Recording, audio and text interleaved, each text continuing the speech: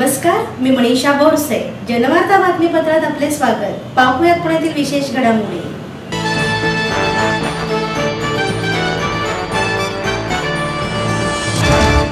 कृषी उद्योग आणि महिला बचत गटासाठी चांगली कामगिरी करणाऱ्या महिलांना ज्योती कुलकर्णी फाउंडेशन तर्फे पुरस्कार देऊन गौरवण्यात आले. समाजातली प्रत्येक स्त्रीला कुटुंबाबरोबर कामाची जबाबदारी देखील सांभाळावी लागते. प्रत्येक स्त्रीला संघर्ष करीत विलक्षण धैर्याने चिकाटीने पुढे जावं लागतं. स्त्रियांच्या कर्तृत्वाला प्रेमाची आणि कौतुकाची थाप मिळणे आवश्यक असते. त्यातूनच त्यांना बळ मिळते, असे मत प्रसिद्ध लेखिका प्राध्यापक डॉक्टर वीणा देव यांनी व्यक्त केलं. ज्योती कुलकर्णी फाउंडेशनतर्फे DS कुलकर्णी यांच्या दिवंगत ज्येष्ठ पत्नी ज्योती कुलकर्णी यांच्या जन्मदिनानिमित्त ज्योती सन्मान दिन कार्यक्रमाचं आयोजन करण्यात आलं होतं.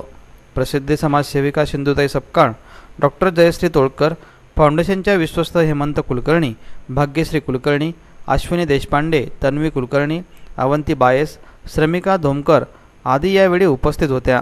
नंदा गाळभोर यांना कृषी क्षेत्रातील कामासाठी ज्योती कृषी कन्या पुरस्कार प्रदान करण्यात आला. उद्योग क्षेत्रातील कामासाठी सायली मुतालिक, सुहासिनी वैद्य, स्वाती ओतारी आणि आदर्श महिला बचत गट यांना ज्योती उद्योगिनी हा पुरस्कार देऊन गौरवण्यात आलं. पर्यावरण क्षेत्रातील कामासाठी अपर्णा वाटवे ज्योती वसुंधरा पुरस्कार देण्यात आला. पुष्परचना स्पर्धेसाठी सुधा वायचड, सुजाता करमकर, तेजस्विनी महाजन, चित्रा वाघ आणि अलका ओझरकर यांना पारितोषिकांनी गौरवण्यात आलं. शेर मारत होती खट एक मात्र मला तिला सांगायचं आहे की बाई ही अशी असते, आई ही अशी असते, फक्त चालत असते. ज्योतिताईने तर DS केला, दीपक साहेबांना प्रकाश दिला, उजेड दिला, स्वतःला जाळला. स्वतःची आग तिथपर्यंत पोहोचेल, मोठाच्या मोठा उद्योग होईल. 70 रुपये दिले म्हणजे त्यावेळेस तिने संपूर्ण ऊर्जा प्रदान केली साहेबांच्या हातात. त्यामुळे तिला माहित होतं की मेरे जनाजे के पीछे सारा जहां निकला. गरिबी वाईटच असते. मेरे जनाजे के पीछे सारा जहां निकला, मगर वो नहीं निकले जिनके लिए जनाजा निकला. परिस्थितीच अशी असते की त्यावेळेस जेव्हा आपण गरीब असतो तेव्हा कोणी आपल्या सोबत नसते, कोणी विचारणारं नसतंय. म्हणून तिने त्यावेळेस विचार केला ज्योतिताईने की ये भी कुछ कम नहीं तेरा दर छूटने के बाद, कोई बात नहीं, ये भी कुछ कम नहीं तेरा दर छूटने के बाद, हम अपने पास आए दिल टूटने के बाद. म्हणून स्वतःचं दिल सांभाळलं, साहेबांचं दिल सांभाळलं, स्वतःचं किडीक मुडूक कानातलं विकून 70 रुपये साहेबांच्या हातात घातले. काय परिस्थिती असेल नाही. जी बाई कानातलं काढून नवऱ्याच्या हातावरती ठेवते, क्या बात आहे, खरी माऊली, खरी माऊली. आणि फक्त आई करू शकते, बाई करू शकते, ताई करू शकते. म्हणून मला कधीतरी एक प्रश्न पडतो की बाईच्या जातीला घडवताना नक्की देवाने ओव्हरटाईम केला असेल, त्याला पण भत्ता मिळाला असेल खात्रीने. हे एवढी शोषित बाई कशी असते का? पण मला याचा प्रश्न कधी सुटत नाही. कारण आता माझा उल्लेख केला भाषणामध्ये की शेतकरी मरू शकतात, शेतकऱ्यांची बायका मरत नाही, कारण ती आई असते. आईला मरायचा अधिकार नसतो. म्हणून ज्यावेळेस आई जाते त्यावेळेस काळजाची जागा इतकी रिकामी होते की आयुष्यभर तो खड्डा बुजत नाही. पण तो खड्डा बुजवता कधी बळ येतं, कधी आपण चालायला लागतो. अज्ञानशक्ती कुठली आपल्याला हाताला धरून चालते हे काही कळत नाही. पण एक मात्र खरं आहे, आजच्या ज्योतिताईच्या स्मृती दिनानिमित्त मला तुम्हाला सगळ्यांना सांगायचंय की लेकरांनो, पोरांनो, मोठ्या बाबांनो, आताच वेळ गेली नाही अजून. बायकोला कधीतरी थकलीस का म्हणायचा. थकलीस का ग? एक शब्द 12 गडच बळ असतं. कुलकर्णी साहेबांनी सुद्धा काही आठवण नसेल ठेवली ज्योतिताईला थकलीस का म्हणायची. तर यांना यादच नसते. म्हणून फक्त थकलीस का म्हणा, पण प्रेमाने म्हणा, बाकी काय नको बाईच्या जातीला, फक्त म्हणा थकलीस का ग. परवाला मी सांगितलं भाषणात थकलीस का म्हणा. एक बाबा भाषणातून उठून गडी गेलं प्रयोग करायसाठी. बायकोला म्हटलं इकडे येते, घाबरतच आली. म्हटलं तुझ्या आईला तुझ्या थकलीस का, असा ट्रिपल पोलिओ दिल्यावरती थकेल का. मग सकाळी उठते ती आई, सगळं काही करते ती आई, सगळ्यांची काळजी घेते ती आई, सगळ्यांपर्यंत सोबत जाते ती आई. म्हणून एक लक्षात घ्या की चालत राहायचंय, बाईच्या जातीने थकून चालणार नाहीये. मी अमेरिकेत गेले त्यावेळेस मला खूप भीती वाटली. माझ्याकडे पाहून महाराष्ट्राचे लोक जोरात ओरडले, जय महाराष्ट्र, अरे नऊवारी बेस्ट, कॉलर टाईट.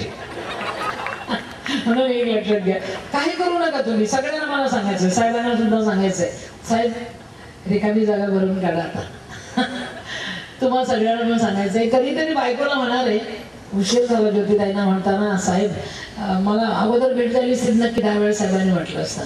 कधीतरी म्हणा ना, काय भाजी झाली ग आजची? गरम गरम बायको खाणं वाटते. तुम्ही कधी तिला गरम दिलेलं नाही आठवत तिला, म्हणून कधीतरी म्हणा काय भाजी झाली गो, काय बेस्ट. ज्योतिताईंची ओळख आत्ताजी आल्यापासून मला होते आहेत.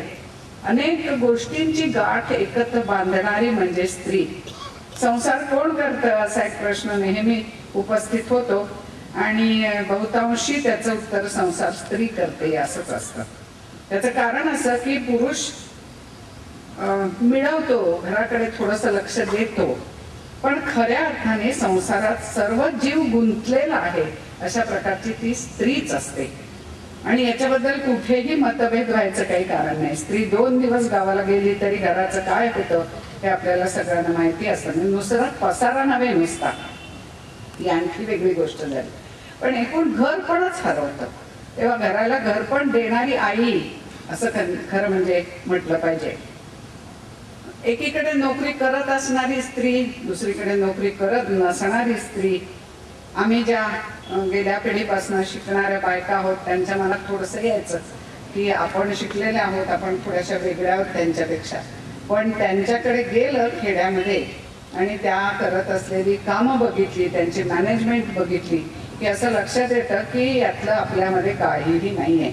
आपण फक्त शिकलोय आणि ते समाजापुढे मांडतोय एवढंच.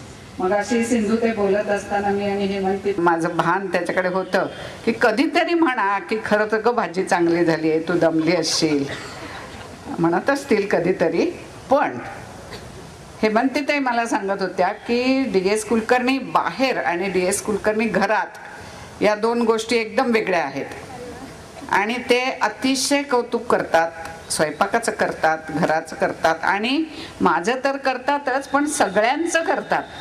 तेव्हा अशा प्रकारच्या माणसाची पत्नी होणं असं भाग्य ज्योतिताईंना लाभलेलं होतं.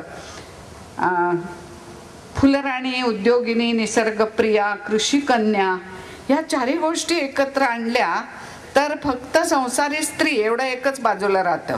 आणि ते तर त्यांनी इतकं मनपूर्वक केलेलं आहे की त्याच्यामध्ये काही वादच नाही आहे. सर्वांगाने जीवन समृद्ध करणारी असले आणि नसले तरीही मी म्हणते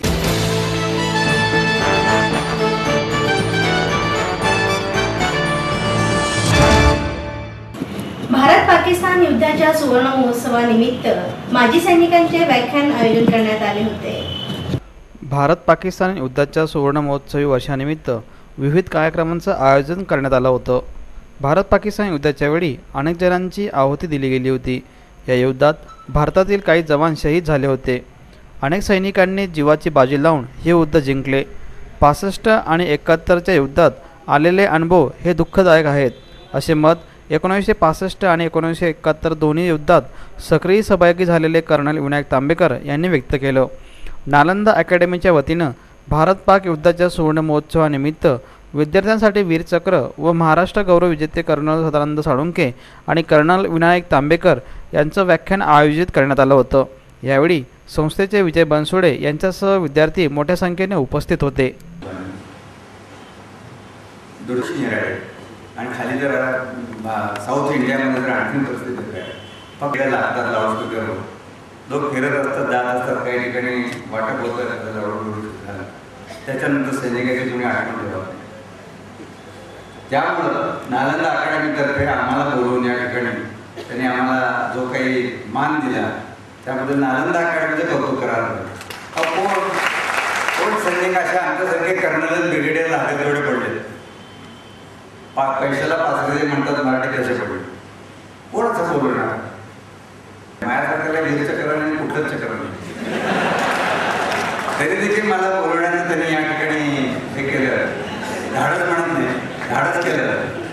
त्यामुळे मी खरं बनसोडे सरांचा आभारी आहे. आता त्यांनी बोलताना सांगितलं, कंपेरिंग पण सांगितलं, कंपेरिंग नेहमी चांगलं सांगावं लागतं. त्यांनी सांगितलं की सैन्य सरहद्दीवर लढतं म्हणून आपण इथं आहोत. त्या गाण्यामध्ये पण आलं, ते लोकांमध्ये पण सांगितलं, पण देर आहे ते कुर्बानी आणि असं जरी झालं सांगितलं. ही गोष्ट खरी आहे, परंतु ह्याची जाणीव ठेवणारे लोक किती आहे? फार कमी आहे. आणि मला सांगायचं, दुर्दैवाने ज्या महाराष्ट्राला शौर्याची परंपरा आहे, छत्रपती शिवाजी महाराजांचं नाव आपण घेतो, बाजीराव पेशव्यांनी अटकेकार झेंडा लावला म्हणून सांगतो, त्या महाराष्ट्रामध्ये सैन्य दलाविषयी जितकी आस्था आणि जितकी आकर्षकता पाहिजे तेवढी नाही. हे दुर्दैव आहे. कारण काय, कोण जबाबदार ह्यामध्ये मी जात नाही, कारण तो माझा विषय नाही आणि मी अथॉरिटी नाही त्याबद्दल एवढं. त्यामुळे प्रत्येक वस्तुस्थिती ही बदलली पाहिजे आणि बदलणार कोण, तुम्हीच बदला. हा सध्याचा हा काळ आहे, आता आलेला आहे, हा युगाचा काळ आहे आणि जेवढे युवक पुढे येतील बोलतील उभारतील तेवढा देशाची ही काय म्हणजे प्रगती म्हणा किंवा काही जण म्हणतात बाजू खंबीर होणार. त्यामुळे तुम्ही लक्षात घेतलं की महाराष्ट्राची परिस्थिती अशी का. आता एक वेळ अशी होती ज्यावेळी यशवंतराव चव्हाण आपले मुख्यमंत्री होते 40-50 वर्षापूर्वी तुम्ही बोलतोय, त्यावेळी ते एक वाक्य म्हणत होते, एनडीए महाराष्ट्रात आहे पण महाराष्ट्र एनडीएमध्ये नाही. आणि परिस्थिती होती खरी. एनडीए महाराष्ट्रात खडक असलेला आहे आणि एनडीएमध्ये किती मराठी लोक असायचे, म्हणजे 300ची जर ॲडमिशन असेल त्यावेळी 5 ते 6 मराठी लोक तिथे ट्रेनिंग घेत असतात. ही परिस्थिती होती. आता थोडीशी परिस्थिती बदललेली आहे, तरी देखील ती अजून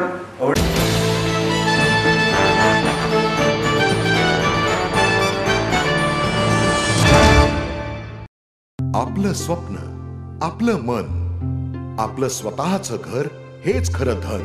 समृद्ध जीवन पार्क सादर करत आहे 140 फ्लॅट्सची एक प्रशस्त गृह योजना. कात्रज कोंढवा रोडवर बिबवेवाडीपासून फक्त 2 किलोमीटर अंतरावर आपल्या आर्थिक गणितात बसणारे 1 व 2 BHK फ्लॅट्स. तब्बल 3 मजली पार्किंग सह ऐसपैस गार्डन, क्लब हाऊस आणि इतर सुविधांनी सुसज्ज. बुकिंग साठी संपर्क 9850937373 9850947373. समृद्ध जीवन, नांदी सौभाग्याची.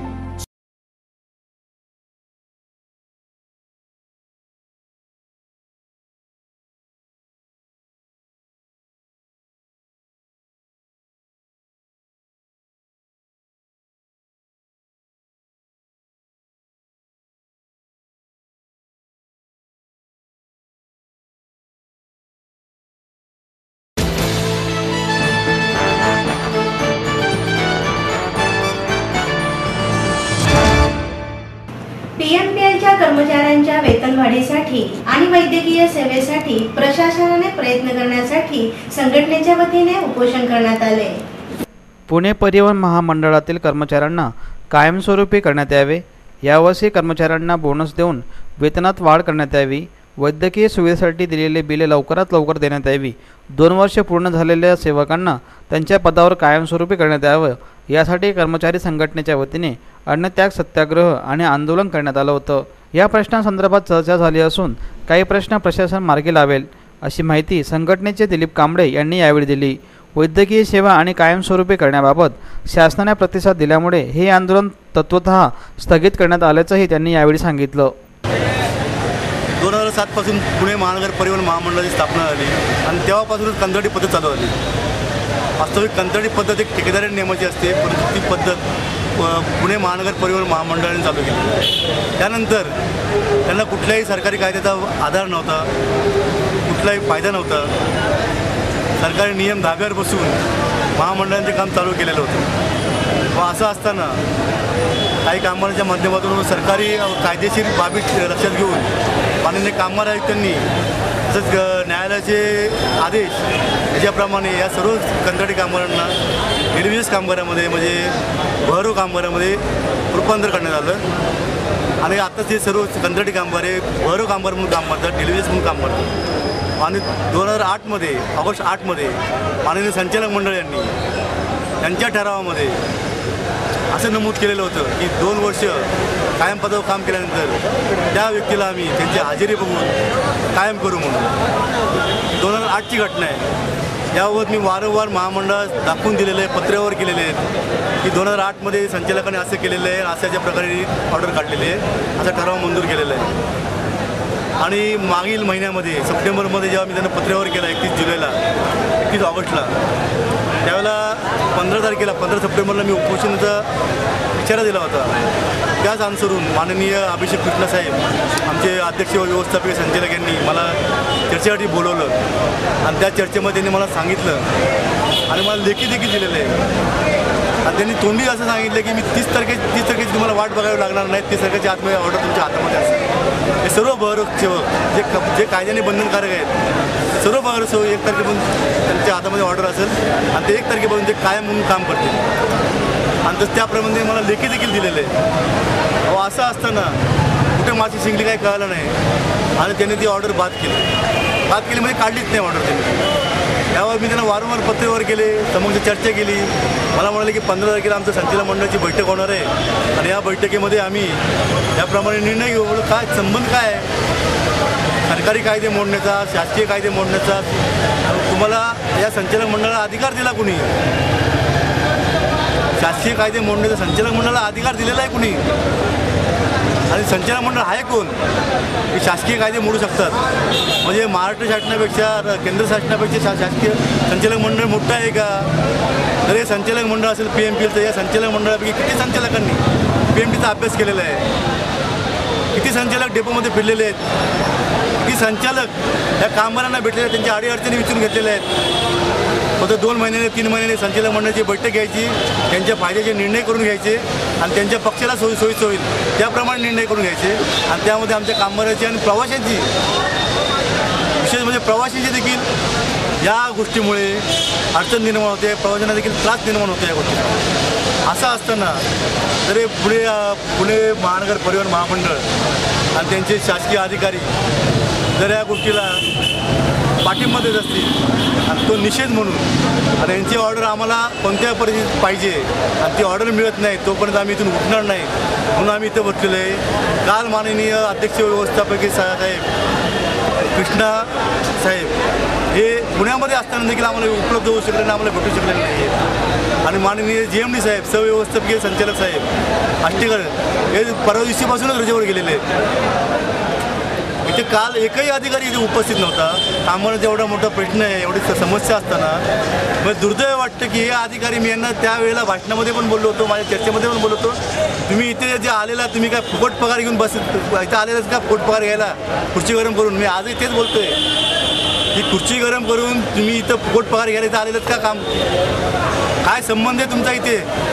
तुम्ही इथं शासनाने तुम्हाला इथं पाठवलेलं आहे कामगारांच्या समस्या सोडवण्यासाठी आणि न्यायाचं पालन करण्यासाठी, कायद्याचं पालन करण्यासाठी. तुम्ही पुण्यामध्ये असताना तुम्ही इथे येऊ शकत नाही, भेटू शकत नाही, तुमचे अधिकारी भेटू शकत नाही, मग तुम्ही इथून थांबला कशासाठी? तुम्ही इथे हे जे अन्न सत्याग्रह आहे, तुमचा अन्न सत्याग्रह किती दिवसापासून सुरू आहे? आणि त्यासाठी मी कालपासून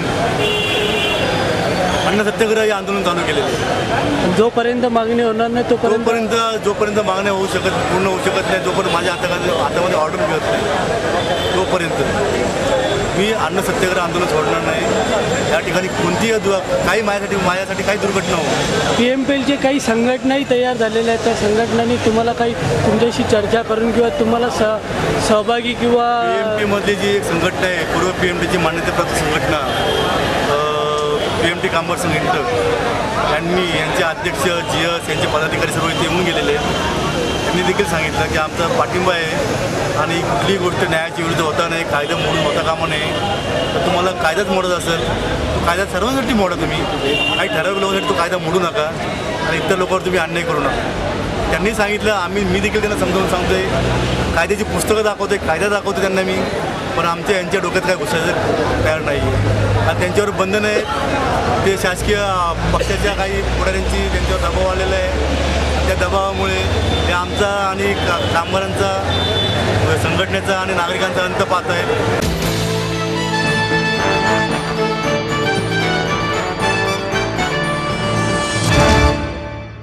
दलित आणि गरीब व्यक्तींच्या मदतीसाठी पेन्शन वाढावे म्हणून RPI संघर्ष दल यांच्या वतीने आंदोलन करण्यात आले. संजय गांधी योजना पुणे शहर आणि पुणे जिल्हा कार्यालयामधून शासन धोरणानुसार देण्यात येणाऱ्या विविध पेन्शनच्या समस्या सोडवण्याबाबत संघटनेच्या वतीने निवेदन दिलं होतं, परंतु देण्यात आलेल्या निवेदन केलेल्या मागण्यांबाबत समाधानकारक झालेलं नाही. विधवा, निराधार, अपंग, तृतीयपंथी, एड्सग्रस्त, कॅन्सर, पक्षाघातग्रस्त व्यक्तींना भेटणारी 600 रुपयाचं पेन्शन वाढवून ती 1500पर्यंत देण्यात यावी. आर्थिक निकषावर उत्पन्नाचे दाखले देण्यात यावे. या व इतर मागण्यांसाठी रिपब्लिकन संघर्ष दल महाराष्ट्र प्रदेश यांच्या वतीने आंदोलन करण्यात आलं. या आंदोलनामध्ये संघटनेचे संस्थापक अध्यक्ष संजयजी भीमाले, शहराध्यक्ष नितीन बालकी, शहर सरचिटणीस विनायक बंडी, शहर संघटक निलेश मडूर, महिला आघाडी प्रमुख जहीदा शेख, सुगंधा इरकल, मीना साळवी तसेच संघटनेचे हजारो कार्यकर्ते यावेळी उपस्थित होते. महाराष्ट्र प्रदेश रिपब्लिकन संघर्ष दल या संघटनेच्या माध्यमातून विधवा, निराधार, अपंग, अंध, कॅन्सरग्रस्त, HIV ग्रस्त असे जे गोरगरीब लोक आहेत, विधवा निराधार महिला आहेत, ज्यांना कुणी नाही, अशा लोकांना संजय गांधी निराधार योजना आणि विविध असणाऱ्या योजना, या योजनेच्या माध्यमातून जे 600 रुपयाचं अनुदान दिलं जातं, ते अनुदान या वाढलेल्या महागाईमध्ये त्या 600 रुपयामध्ये महिन्यामध्ये वडापाव देखील खाता येणार नाही. अशा पद्धतीने हे अनुदान सरकार या गोरगरिबांना देतं. पण दुसऱ्या बाजूला दारूच्या फॅक्टरी, दारूचे कारखाने यांना मात्र सरकार लाखो रुपयाचं अनुदान देतं आणि जे गोरगरीब लोक आहेत त्यांना 600 रुपयाची पेन्शन देऊन या वाढलेल्या महागाईमध्ये सरकार एक प्रकारची त्यांची थट्टा करतं आहे. असे आज या ठिकाणी आमचं म्हणणं आम्ही मांडण्याकरता आलेलो आहोत.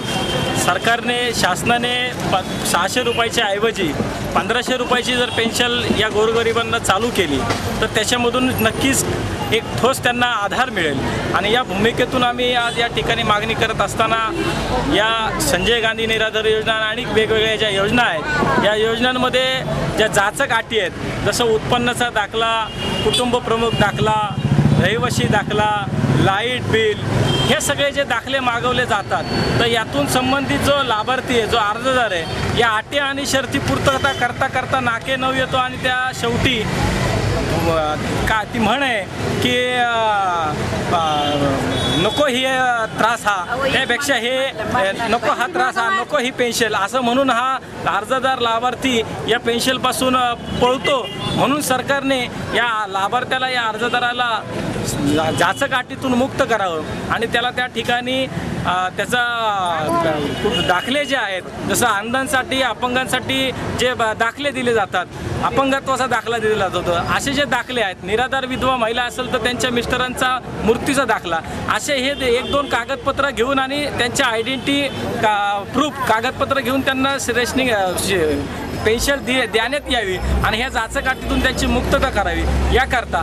तसंच आज या ठिकाणी मला एक गोष्ट आणखी मुद्दाहून सांगावीशी वाटते की हे जे संजय गांधी निराधार आणि विविध योजनेचे जे प्रमाणपत्र आहे, हे प्रमाणपत्र संबंधित कार्यालयातून दिले पाहिजे. परंतु आमच्या संघटनेचे असेही निदर्शनास आलेलं आहे की या पेन्शनचे प्रमाणपत्र जे आहेत, या संजय गांधी निराधार योजनेवरती असणारे जे शासकीय अशासकीय सदस्य आहेत, त्यांच्या राजकीय कार्यालयातून, त्यांच्या राजकीय ऑफिसमधून हे प्रमाणपत्र देण्यात येतं. हे कशासाठी? जर शासनाचं कार्यालय इथं असेल आणि शासनाच्या कार्यालयातून योजना दिली जात असेल तर मग शासनाच्या या कार्यालयातून त्याचं संबंधित पेन्शन पासचं प्रमाणपत्र दिलं पाहिजे. हा जो आंधळा कारभार चाललेला आहे, हा जो मनमानी कारभार चाललेला आहे, या मनमानी कारभाराच्या विरोधात आज या ठिकाणी आम्ही आंदोलनाला बसलेलो आहोत. जर आमच्या आंदोलनाच्या ज्या मागण्या आम्ही या ठिकाणी शासनाचं लक्ष वेधून घेण्याकरता करत आहोत, या मागण्यांकडे जर लक्ष दिलं नाही आणि या मागण्यांचा विचार केला नाही तर रिपब्लिकन संघर्ष दल पुढच्या काळामध्ये हे आंदोलन गोरगरिबांसाठी तीव्र करेल, याची नोंद या प्रशासनाने घ्यावी.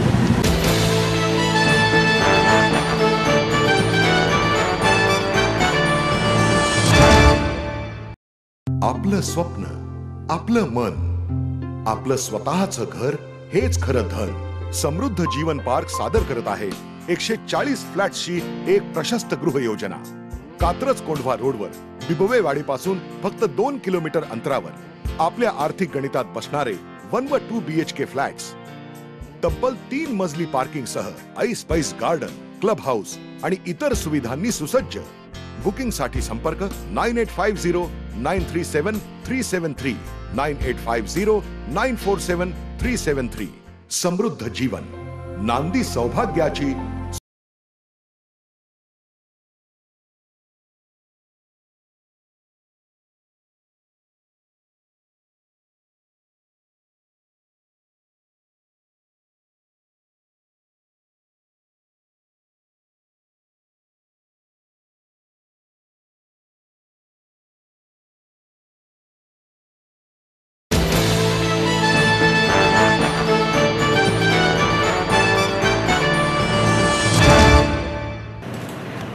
आंतरराष्ट्रीय मॅरेथॉन स्पर्धा 6 डिसेंबरला होणार असून या स्पर्धेसाठी यावर्षी नवीन मार्गाचे नियोजन करण्यात आले आहे. हिंदुस्थान मॅरेथॉनच्या जन्मभूमीमध्ये होणारी यंदाची पुणे मॅरेथॉन स्पर्धा नेहमीप्रमाणे डिसेंबरच्या पहिल्या रविवारी 6 डिसेंबरला होणार आहे. नवरात्रीच्या मुहूर्त साधून संयोजकांनी संपूर्ण चेहरामोहरा बदललेल्या वेबसाईटसह या स्पर्धेला प्रवेशिका स्वीकारण्यास प्रारंभ केला आहे. या स्पर्धेमध्ये यंदा पुरुषांसाठी 42 किलोमीटर अर्ध मॅरेथॉन तर 10 किलोमीटर तसेच महिलांसाठी अर्ध मॅरेथॉन 21 किलोमीटर आहे. या 5 महत्त्वाच्या स्पर्धा असून त्यापैकी पूर्ण व अर्ध मॅरेथॉन या आंतरराष्ट्रीय ॲथलेटिक्स महासंघाच्या मान्यतेने 10 किलोमीटर पुरुष व महिलांच्या हिंदुस्थान ॲथलेटिक्स महासंघाच्या मान्यतेने होणार आहेत. यंदा प्रथमच केवळ पुणेकर महिला व पुरुष धावपटूंसाठी 5 किलोमीटर अंतराच्या शर्यती ठेवण्यात आल्या आहेत, असंही यावेळी पत्रकार परिषदेत सांगण्यात आलं. यंदाच्या 30व्या मॅरेथॉनच्या दृष्टीने कशा प्रकारच्या उपाययोजना करण्यात आल्या? तुम्हाला माहिती आहे, पुणे आंतरराष्ट्रीय मॅरेथॉन ही देशातली सगळ्यात जुनी मॅरेथॉन आहे आणि ती आता एक प्रतिष्ठित अशा प्रकारची मॅरेथॉन आहे. त्यामुळे मोठ्या प्रमाणावर त्या ठिकाणी फॉरेनर हे या मॅरेथॉनमध्ये सहभागी होत असतात. यावर्षी 30वं वर्ष आहे आणि या 30व्या वर्षामध्ये आपण फुल मॅरेथॉन, हाफ मॅरेथॉन, तसं 10K, मेन वुमेन आणि तर व्हीलचेअरच्या स्पर्धा असतात, अपंगाच्या स्पर्धा असतात. त्याशिवाय पुणेकरांसाठी एक कॉम्पिटिटिव्ह रेस आपण 5 किलोमीटरची ठेवली आणि अत्यंत चांगला प्रतिसाद ह्याला मिळायला लागलेला आहे. परवा वेबसाईट खोलल्यानंतर चांगला प्रतिसाद ही 6 डिसेंबरला होणार आहे.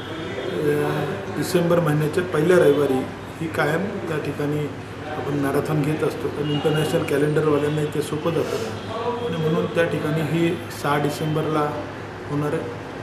50 लाख रुपयांची जवळजवळ पारितोषिकं आहेत. त्या पारितोषिकांमध्ये पुणेकरांच्या कॉम्पिटिटिव्ह प्राइजेससाठी वेगळे प्राइजेस आपण त्या ठिकाणी दिलेले आहेत आणि अत्यंत चांगल्या पद्धतीनं ही मॅरेथॉनला सुरुवातीच्या टप्प्यामध्ये प्रतिसाद मिळतो. मला माहिती आहे की अत्यंत चांगल्या पद्धतीने यशस्वी होईल. यंदाच्या वर्षी म्हणजे पुणेकरांसाठी विशेष स्पर्धा ठेवण्यात आली, त्याच्याविषयी सांगा थोडं डिटेल. दरवेळी असं म्हटलं जायचं की पुणेकरी सहभागी होतात पण त्यांच्यासाठी काही प्राइजेस नाही वगैरे नाही, म्हणून मग कॉम्पिटिटिव्ह रेस आपण 5 किलोमीटरची त्याच्यामध्ये ठेवली आणि त्या कॉम्पिटिशनमध्ये मग आपण प्राइजेससुद्धा पुणेकरांना देऊ शकतो. आणि म्हणून ज्या माणसाचं पुण्याचं रेशन कार्ड आहे, आधार कार्ड आहे किंवा पॅन कार्ड आहे अशा माणसांचं त्या ठिकाणी आयडेंटिटी देऊन आपण त्यांच्यासाठी वेगळी स्पर्धा आणि शेवटी पुणे आंतरराष्ट्रीय मॅरेथॉन पुणेकरांसाठी काहीतरी वेगळं पाहिजे. यंदाच्या वर्षी नवीन असा मार्ग जो ऐतिहासिक वास्तूंना जाईल असा मार्ग आहे तो नक्की कशा प्रकारचा असणार आहे? अजून तो जो मार्ग आहे तो मार्ग अजून अंतिम झालेला आहे. तरी प्रस्तावित कोणता कशा प्रकारचा असणार आहे? मला असं वाटतं की ते नंतरच्या टप्प्यामध्ये सांगितलं तर बरं होईल, कारण अजूनही तो रस्ता जोपर्यंत अंतिम होत नाही आंतरराष्ट्रीय त्या ठिकाणी पाहणी करण्यासाठी लोक येतात आणि ते पाहणी केल्यानंतर त्यांनी एकदा अंतिम केल्यानंतर मग आम्ही त्याच्या संदर्भामध्ये बोललेलं बरं होतं. तरी पण आमचा प्रयत्न असा आहे की पुणे शहरातल्या ज्या ऐतिहासिक वास्तू आहेत त्या वास्तूंच्या शेजारनं हा मार्ग जर गेला तर आपली पुण्याची जी एक ऐतिहासिक ओळख ती देखील जगाला कळायला ह्या दृष्टीने आमचा प्रयत्न. यावेळी ब्रँड अँबॅसेडर कोण आहे? आपल्या सगळ्यांना माहिती आहे ललिता बाबर ह्या ऑलिम्पिकसाठी पात्र झालेल्या आहेत आणि त्या महाराष्ट्राच्या खेळाडू आहेत आणि म्हणून त्यांना आम्ही विनंती केली होती की आपण पुणे आंतरराष्ट्रीय मॅरेथॉनचे ब्रँड अँबॅसेडर व्हा. त्यांनी ती मान्यता दिलेली आहे आणि ते ब्रँड अँबॅसेडर म्हणून आपल्याला या ठिकाणी पाहायला देखील मिळतील बऱ्याच वेळेस.